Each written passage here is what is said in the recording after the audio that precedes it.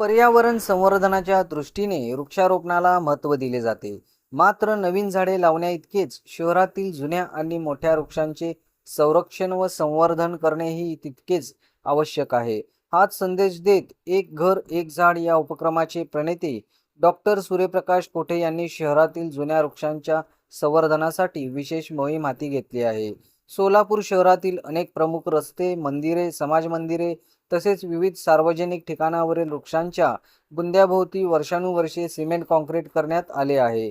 त्यामुळे झाडांच्या मुळापर्यंत पाणी आणि हवा पोहोचवण्यास अडथळा निर्माण होत असून अनेक वृक्षांची नैसर्गिक वाढ खुंटत आहे. काही वृक्ष कमकुवत होण्यासही याचा परिणाम होत असल्याचे निदर्शनास आले आहे. ही बाब लक्षात घेत डॉक्टर सूर्यप्रकाश कोठे यांनी शहरातील विविध भागांची पाहणी करून अशा वृक्षांच्या बुंद्याभोवतीची काँक्रिटीकरण हटवण्याची मोहीम सुरू केली आहे. या उपक्रमामुळे पावसाचे पाणी तसेच नागरिकांकडून दिले जाणारे पाणी थेट झाडांच्या मुळापर्यंत पोहोचणार असून मुळांना आवश्यक असलेली हवा मिळाल्याने वृक्षांची वाढ अधिक जोमाने होण्यास मदत होणार आहे. त्यामुळे वृक्षाचे आयुष्य वाढणार असल्याचे पर्यावरण अभ्यासकांच्या मत आहे.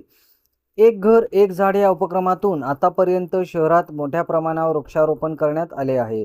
आता या उपक्रमाचा विस्तार करत केवळ नवीन झाडे लावण्यावर भर न देता शहराच्या वैभवात भर घालणाऱ्या जुन्या वृक्षांचे संरक्षण आणि संवर्धन करण्यावर विशेष लक्ष केंद्रित करण्यात आले आहे.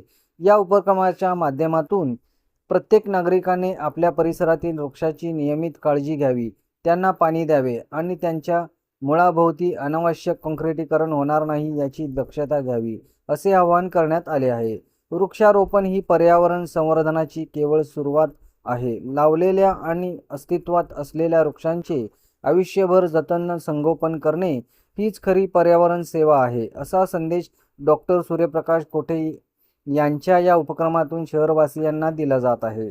पर्यावरणपूरक आणि हिरवेगार सोलापूर घडविण्याच्या दिशेने हा उपक्रम महत्त्वपूर्ण ठरणार असल्याची भावना नागरिकांकडून व्यक्त होत आहे.